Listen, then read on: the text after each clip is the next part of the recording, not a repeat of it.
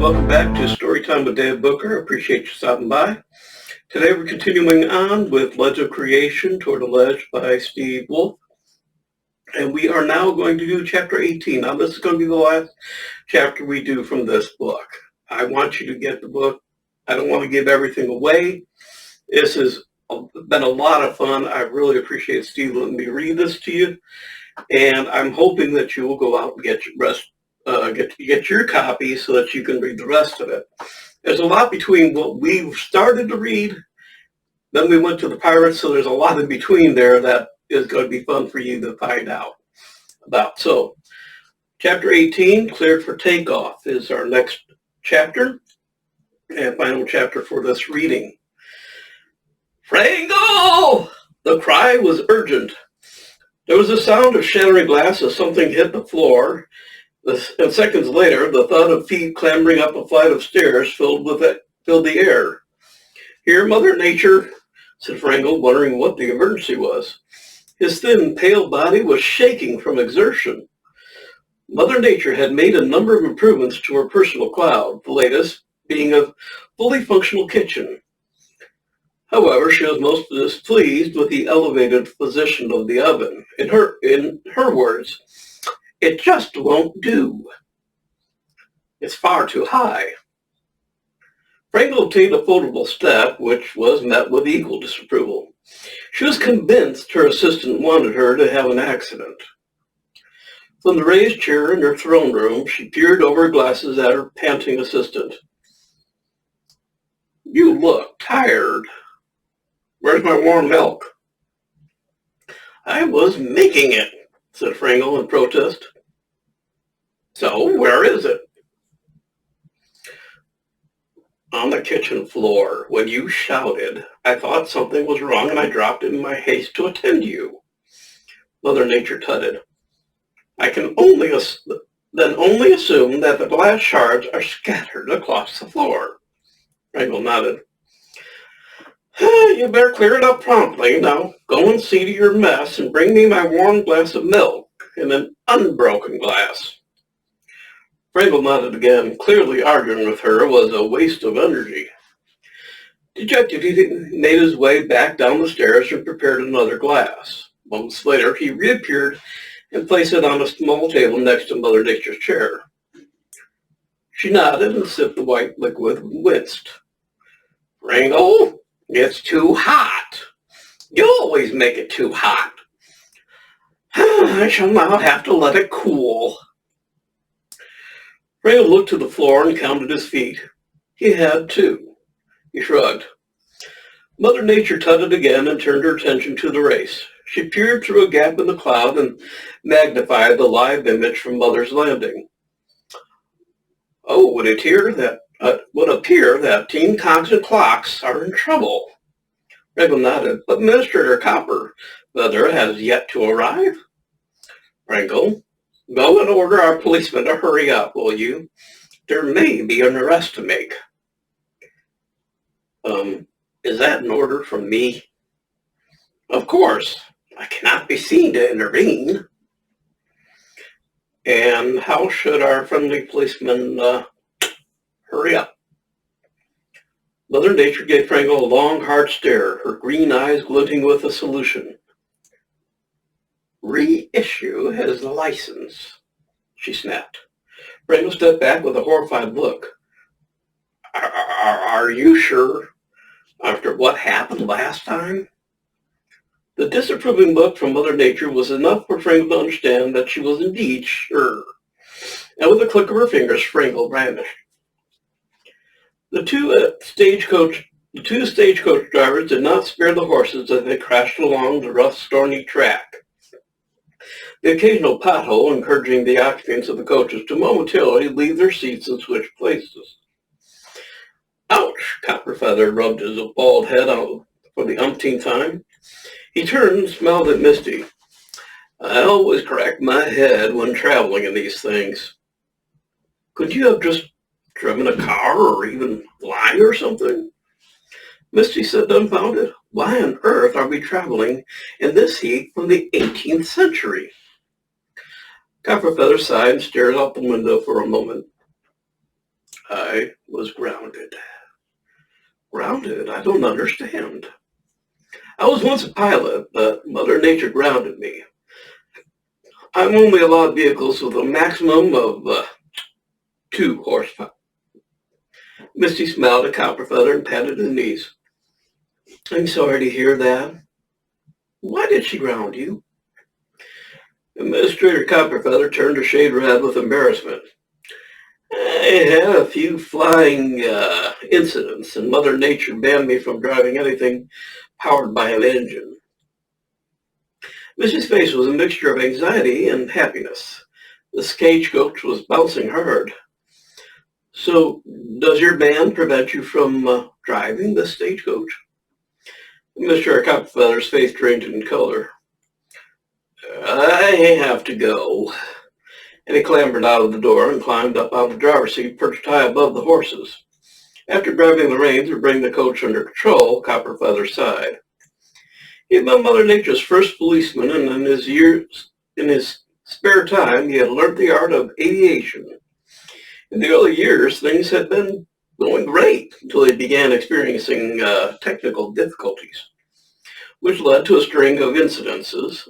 Following his last misstep, when he mangled a light aircraft that ended upside down in the field, an angry bull took offense at his landing maneuver and introduced horns to Copperfeather's backside.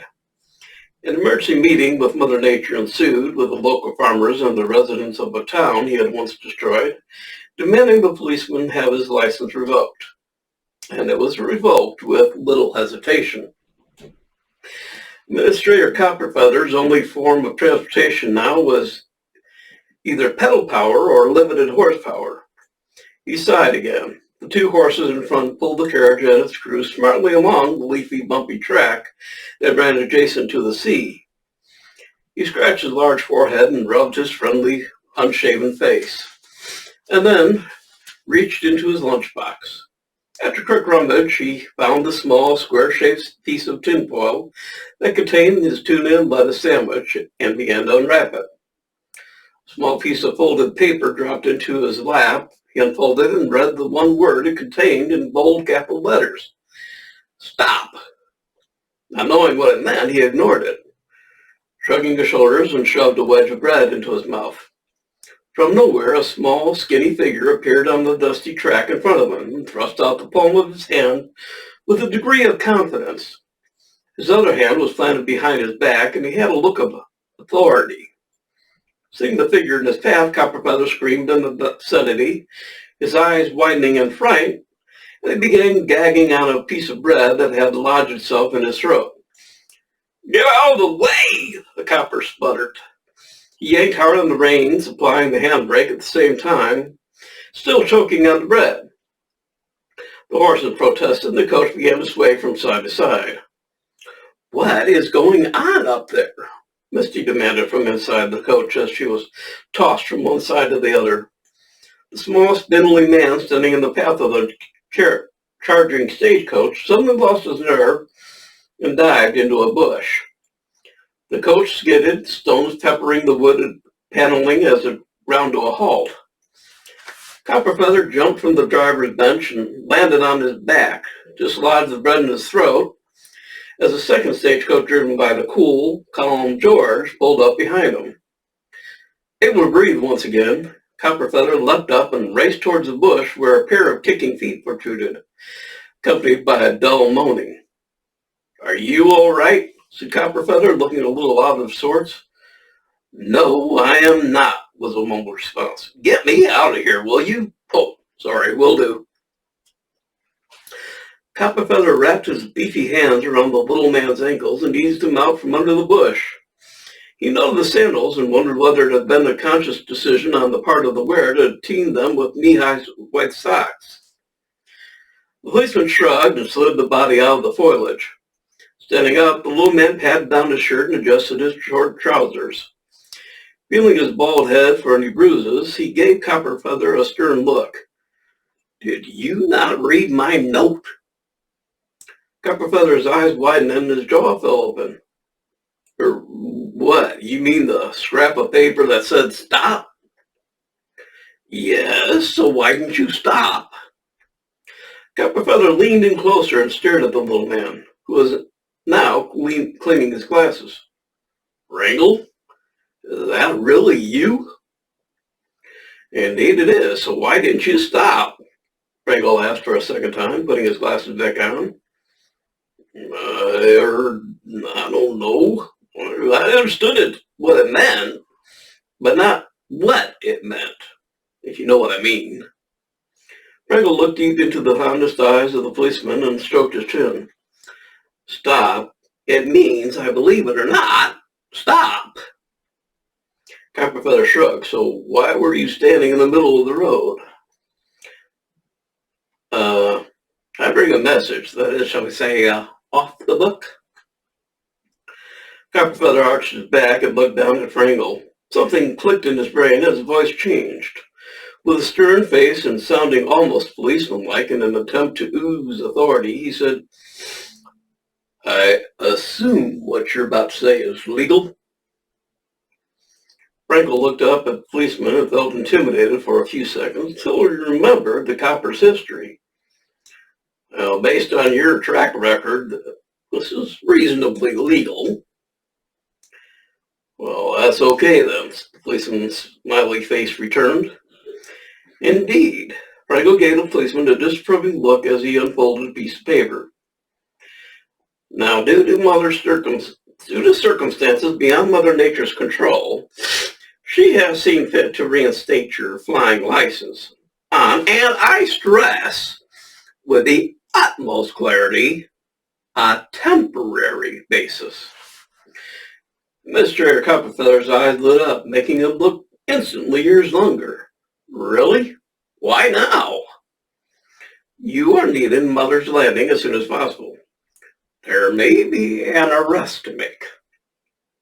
Copperfeather grinned from ear to ear like a kid on caffeine. He shook Wrangle's hand vigorously, bouncing the poor chap off the floor. Yes, sir. Thank you, sir.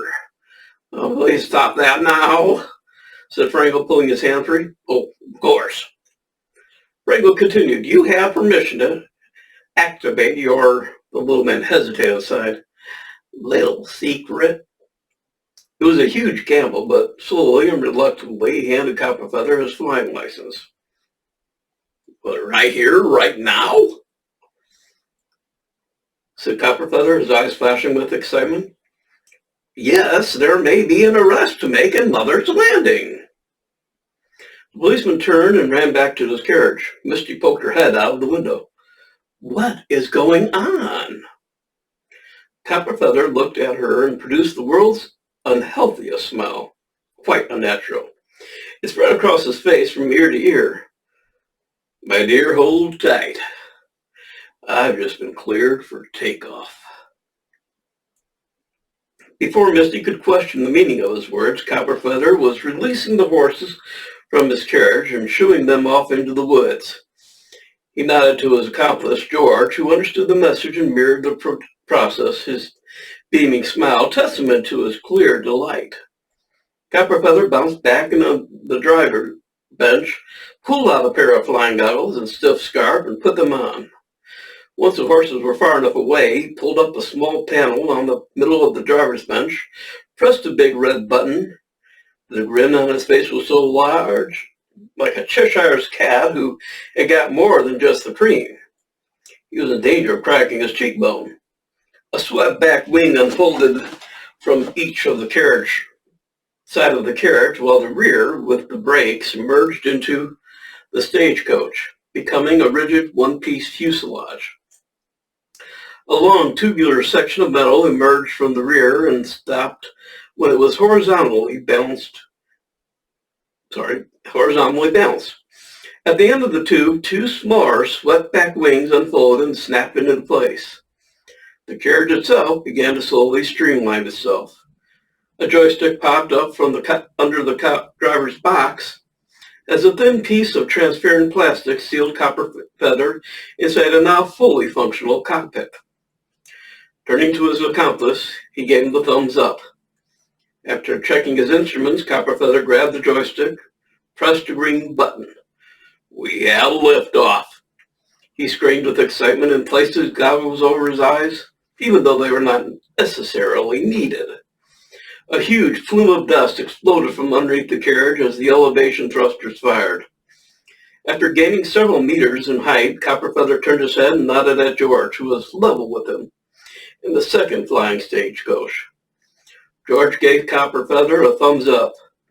Copperfeather pulled on the lever and the panel rotated from the rear of the carriage under the steel fuselage, revealing the biggest single jet engine the ledge had ever seen. With his head held, sorry, time to her drink.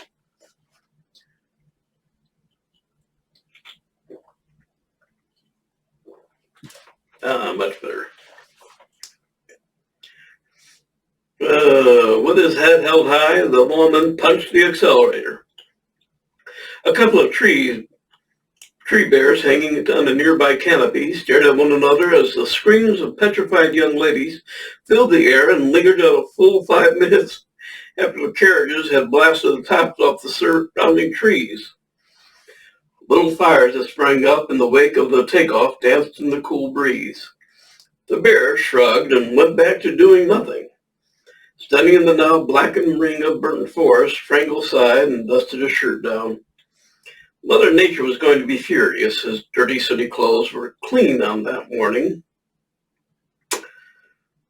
Who was that? The foul odor violating Derek's nostrils was almost overwhelming. Even Captain Tinfoil and his men were momentarily distracted by the impending smell. Sorry, said Barry. I always fart when I'm nervous. Would you be wanting any last words? Said Captain Tinfoil, waving a hand across his nose as the onslaught of Barry's rifling caused him to step back. Noting the dark clouds rolling in from the sea, there be a storm brewing. A sudden thud rattled the wooden boards of the deck. There is a storm brewing, Captain, and it's not weather-related, thundered the unannounced voice with the oversized boots. I also have a few words I'd like to share with you, starting with what are you doing here? Tinfoil turned and stared into the piercing black eyes of an enraged Morris. That be a trick by these fools. He turned and pointed his sword towards Team's cogs and clocks. And a fool fell for it, Morris said, with steely intent while cracking a knuckle. Captain Tinfoil turned back towards Morris, with his anger already near boiling point and enhanced by a stricken duck. The last comment appeared to be one too many. Fool! He screamed. I shall show ye a fool. Then we be having an uninvited guest, and I be thinking we should be teaching him some respect. Nobody moved. The pirates stared at one another, coughed nervously, and looked at their feet. Ye cowards! Said Captain Tinfoil and stormed towards Morris. The stout mass of the ex-bouncer stood his ground and yawned as Captain Tinfoil swung his sword towards his neck. In one swift movement, Morris swung out his left arm and caught the blade in a huge shovel of a hand. Captain Tinfoil tugged and pulled at the hilt of the sword, but it would not budge from the vice-like grip. Refusing to let go, Tinfoil felt his feet lift off the deck, and Morris rotated around with the stricken captain swinging below, and maneuvered him over the side of the ship like a crane. A loyal pirate, who had a sudden flash of bravado, stormed towards Morris, swinging his sword wildly. A thick, powerful barrel of a leg kicked out from the henchman's side and connected with the pirate with a sickening crack, sending the assailant high into the clouds. Everyone on the ship watched as the pirate shrank to a small black dot, finally landing in the sea with a tiny splash. Morris turned to the assembled pirates. Anybody else here feel like they want to be brave? There was, of course, no, we're fine. Good. And he turned back to Tinfoil, who was still dangling off his sword on the wrong side of the ship's handrail. Now, what am I to do with you? Morris rumbled, his full attention glued to the stricken captain, who was beginning to tire. How about you rotate me, put me back on the deck? said Tinfoil, staring at the hard, unforgiving concrete of the dock, some distance below his feet. The fall would at best break his legs. Now, why would I do that? You failed me. It'd be not intentional. Help, I'd be losing my grip. I can see that. Tinfoil's hand inched down the hilt of his sword, and as quick as lightning the enforcer swung out a hand and caught the pirate by his feet as his fingers slipped from the sword. Pull me over, will you? Tinfoil screamed, dangling Guffs down. You win! What do you want? Well, what do I want? Interesting question. Morris yanked the captain over the handrail and unceremoniously dumped him on the deck. Bending over, the walking mass of a thug smiled and punched Tinfoil hard in the face, knocking him out cold. I want someone who doesn't fail me. Morris said. His calm, evil manner was the most sinister aspect of his being. Pirates, he said. Those people over there, he pointed towards ticking cogs and clocks, are to be delayed. Before he could issue any more orders, an out-of-control flying stagecoach hit him square in the chest, knocking the huge man mountain over the side of the ship. The storm had now crept in, and the rain was making an unwelcome appearance. After unintentionally clearing Morris from the deck, Administrator Copperfeather fought hard to control the flying contraption. He swung out towards the sea, followed by the second stagecoach, banked, and came in to land next to the ship. Below him lay the unconscious figure of Morris. His massive, heavy frame had smashed into the concrete and sunk, creating a body imprint of himself. Copperfeather shrugged and hoped the chap was all right. It was, after all, a heavy impact. The balding copper guy glided the stagecoach out over the deck and engaged the landing thrusters. Inside, and frightened to death, Misty and the half of her team prayed and cried, hugging one another. The other half of the team was practicing a similar activity in the second stagecoach. A very heavy bump reverberated through the craft as it landed with the grace of an anvil on one wheel. Almost capsizing, it rocked from wheel to wheel until it finally came to a stand. Everyone okay down there? Copperfeather asked with a tone of concern delivered with a grin he had not dropped since takeoff. One by one, the girls exited the dangerous flying box, their angry glances suggesting they had not enjoyed the in-flight entertainment. Copperfeather looked on bemused, then turned and watched his colleague, George Gingerbiscuit, land with the grace of a lead balloon that had been popped at a great height. Long gave George another thumbs up, lifted up his plastic canopy, and jumped off the driver's box onto the concrete pier. That was great, said Copperfeather to his colleague, who swaggered nonchalantly towards him through the rain. Looks like we have an audience, Copper Gingerbiscuit said, looking up at the dumbfounded faces staring at them from the LS potato pie. A dripping wet faces belonging to the pirates gazed through the drizzle at the two lawmen below. Then at the unconscious Morris, and finally at Captain Tinfoil, who was stirring with a concussion. What would we be doing now? Patch said. Well, your last order, maybe? Scar replied, rubbing his head. Which was? That depends. Depends on what? Said Patch. Which orders we follow?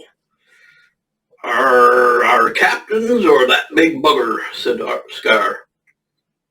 I see. Scar scratched his head. So, who shall we follow? I think I can help you, said a voice. Patch and Scar turned around, looked into the calm blue eyes of Reg, who, and in unison, said, How? Well, who pays your wages? Well, that'd be Captain Tinfoil, said Patch. Well, then, Reg replied, that wasn't hard, too. What? That wasn't... Too hard, was it? The former wolfman then grabbed a piece of wood lying on the deck and swung it square onto Patch's forehead. Before Scar could comprehend what was happening, the same piece of wood found his forehead, and the two pirates slumped side by side onto the deck. The remaining pirates looked at one another. With nothing else better to do, instinct overcame the situation. They drew their swords, screaming like pirates do. Above the harbor, the dark clouds opened, exposing their full capacity, and rain began to lash down, soaking everything it touched. Little drops of water formed on the exposed metal blades of the swords, catching the odd stray light as the band of pirates waved them in anger. The roar of the pirates alerted Minister Copperfeather and his good friend Gingerbiscuit that their services may be required, and the duo raced up the slippery gangplank. On reaching the deck, they ducked instinctively as the sword swiped across the area where their necks had been present seconds earlier. "Now that wasn't very nice," said Copperfeather, and pulled out a pair of handcuffs. In the magical blur of brilliance, Copperfeather slapped one handcuff onto the pirate's arm and the other onto the thin handrail. Shocked at the speed of his apprehension, the pirate tugged at the handcuff and scowled. "You have the right to remain silent, and stay silent you shall," said Copperfeather, cracking the pirate's head with a truncheon and rendering him unconscious. He looked across the deck and noticing a broad-shouldered fellow firing off of ball bearings at an astonishing rate. He fired and reloaded so fast his hands were like a well-oiled machine. Several pirates rolled on the deck by his feet, holding their heads in agony. The man with the catapult didn't seem to miss. Watching his back was a small, thin man wearing glasses, always one step ahead of his would-be assailant. He appeared to beep as he looked up to the sky for help. The little man also had a big stick, and the big stick was working well as he appeared to calculate every swing. Copperfeather spun on his heels, his sixth sense alerting him to immediate danger. And as quick as lightning, he clenched his fist and caught a pirate right between the eyes. "Come on, George," he cried. George Gingerbiscuit was a young, enthusiastic member of the Ledge Special Police Force, or LSP, an elite group of policemen that had full jurisdiction all over the Ledge. Copperfeather had recruited him because Mother Nature had told him to, and he didn't argue. George was young, strong, and full of life. He was also very clumsy, and this Copperfeather found was his most useful skill. It diverted attention away from his own mishaps. "Right behind you, boss." Copperfeather and Copper Gingerbiscuit ran towards a confident-looking man waving a sword at a couple of advancing pirates who had cornered him. "Get back," shouted Derricks, swinging his solid steel weapon. The pirates advanced, and the leading scurvy rat sliced his sword through the air. The edge of the pirate's blade glinted on the rain, and something went ping in Derrick's head, triggering memories of the fencing lessons he had taken when he was celebrating his bumper year in investment returns. He and a couple of his champagne chums had rewarded themselves with a break at a park at the center of a forest, where they had drunk much, eaten plenty, and for some reason or other participated in the fencing program that was on offer. Donning white suits, a cheese grater face mask, and several bottles of champagne, the boys had enjoyed several afternoons of swinging and swinging of swords. One of Derrick's moneyed friends, Count Bartholomew, had drunk a little more champagne than the rest, and when he and Derrick stood and fought, Derrick won the skirmish after only 15 seconds. Derrick smiled at the memory, and as his mind returned to the present, he assumed the attack stance of a fencer and dodged an incoming slicing blade that could have removed his head from his shoulders. Raising his left hand over his head while bending his knees and holding his sword in his right hand towards his opponent, Derrick looked like a teapot. Lunging with his sword, he repelled the first pirate's sword as it swung toward his leg. Pinching back and looking like a crab, Derrick assumed a defensive posture and made a "come on then" gesture with his hand and fingers. The The lead pirate smirked and lunged towards him. Derek scuttled to the side, deflecting his sword. As the pirate glanced past him, the financial whiz kid whacked him on his head with the hilt of the sword. The pirate collapsed and fell to the ground. The remaining couple of pirates charged towards Derek, shouting strange things for reasons known only to them. But before they had a chance of engaging with Derek, they both fell to the floor, revealing the sweaty faces of Copperfeather and Copper Gingerbiscuit behind them. Thanks. And who are you? Administrator Copperfeather and Copper Gingerbiscuit, said Copperfeather. They pulled out identical police badges. Oh. Derek looked over the shoulders and across the deck and spotted a teammate in trouble. Callan, he shouted and ran through the small gap between the two tall policemen. Callan Collinson, in his cursed chef's hat, was holding his own with his rock-hard stick of French bread. A solid lump of flour, salt, sugar, margarine, yeast, and warm water, not too hot, and not forgetting a secret ingredient, concrete. But the mad chef was now surrounded. Even with his cursed hat, there was just too many pirates advancing fast, and Derek and the two coppers were still too far away. Derek looked on helpless as Colin disappeared into the crowd of sweaty, unshaven grunts. Colin! He screamed. All he could see was the tip of his French stick poking up from the scrum, and now just skimmed over his head, forcing him to duck. Woohoo! What a rush! Stan had climbed up the rigging and found a rope that he could swing on. Seeing Colin was in trouble, he jumped and swooped over Derek's head and slammed into the crowd of pirates, sending 3 of them overboard.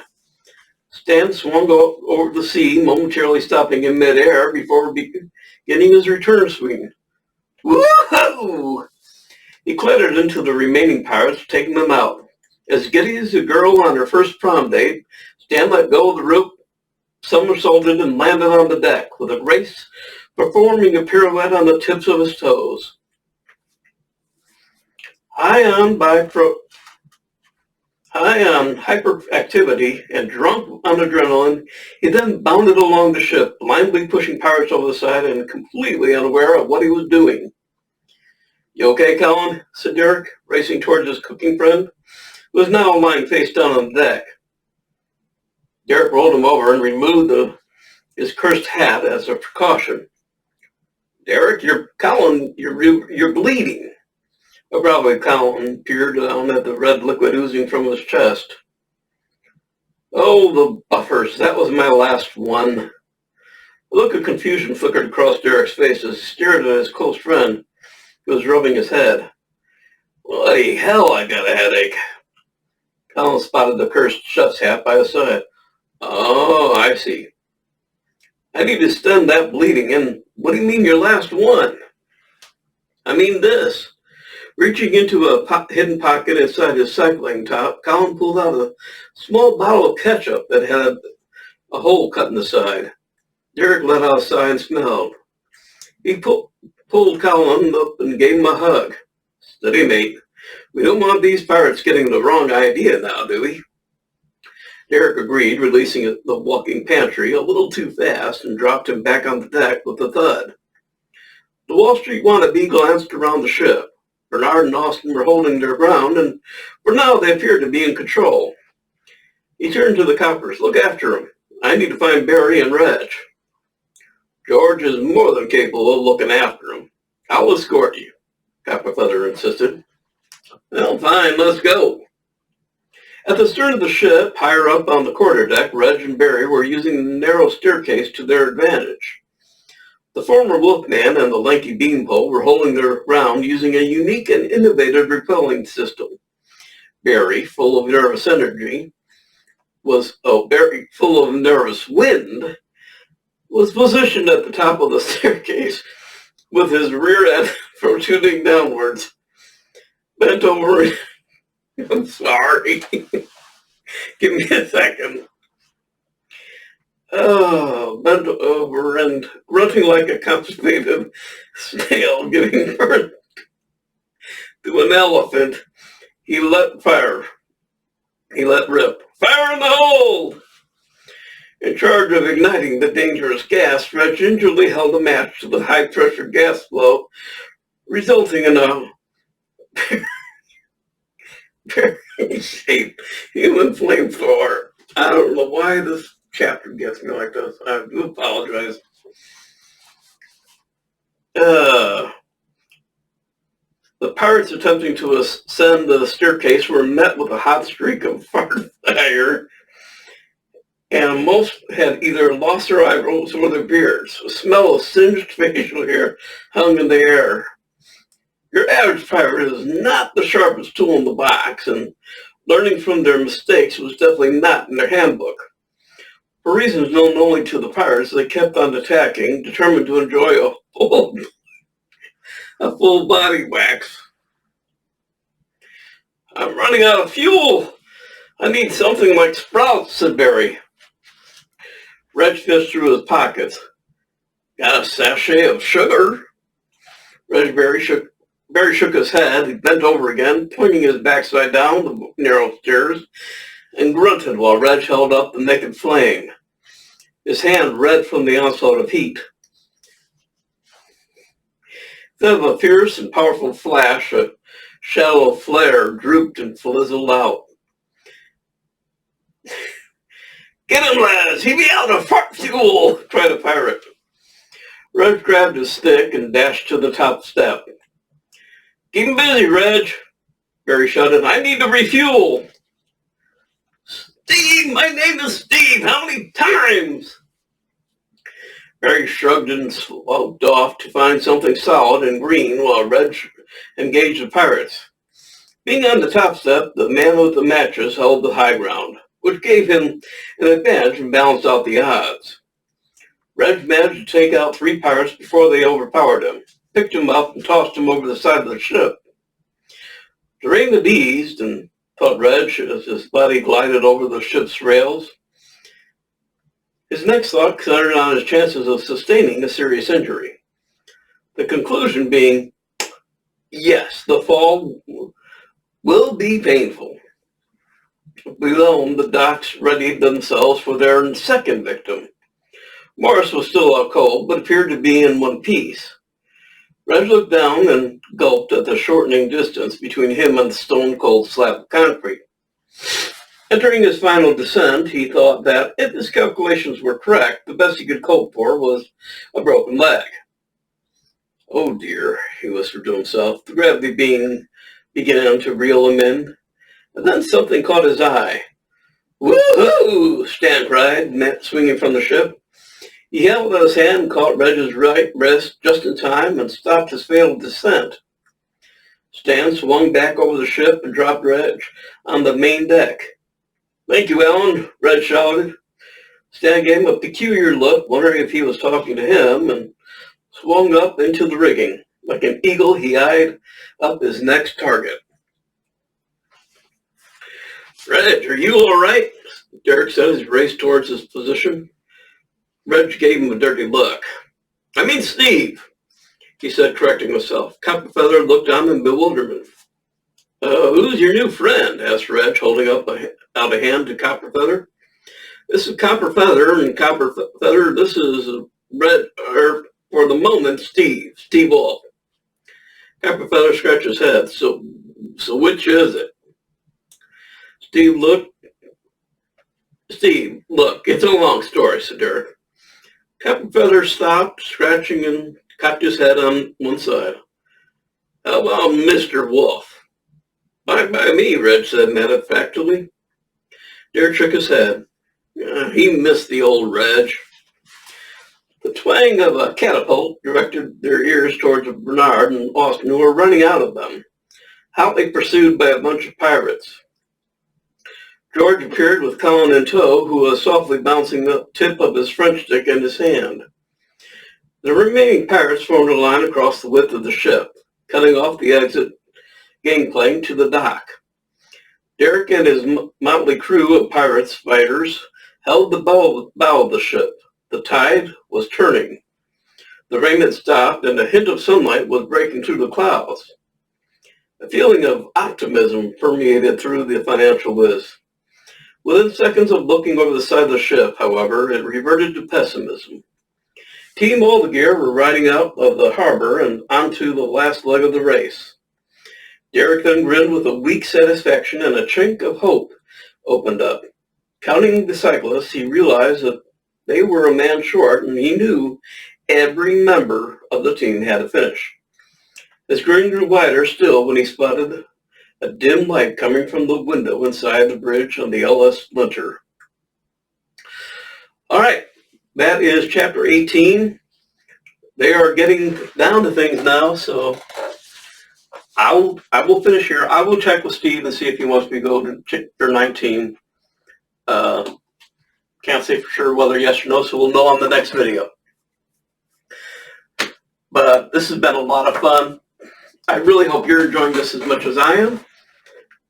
And if I am able to, next reading will be from this one at chapter 19. If not, I will probably be reading from my newest book, which is A Sheriff in a Small Town. Just got that out about 2 days ago. So it is now out on hard or paperback, and it is coming out on ebook to just about everywhere. I'm looking forward to reading a little bit of that too, so I hope you enjoy that. In the meantime, after that, we'll be going through some of my other books. We'll see what we want to read. I've got some other books that I'd like to introduce to you. I first started reading a book by a gentleman by the name of Will Cuppy, who was a humorist back very early on. And I'd like to kind of read a few chapters from his book too. So we'll continue on with all these different things on the upcoming readings. So I look forward to seeing you again. We'll let you know what is going to be read on the day. So give me about 2 or 3 days and we'll let you know. I look forward to seeing you again. Take care of yourselves. Be good and be good to each other. So I look forward to seeing you again. Have a good day. Bye.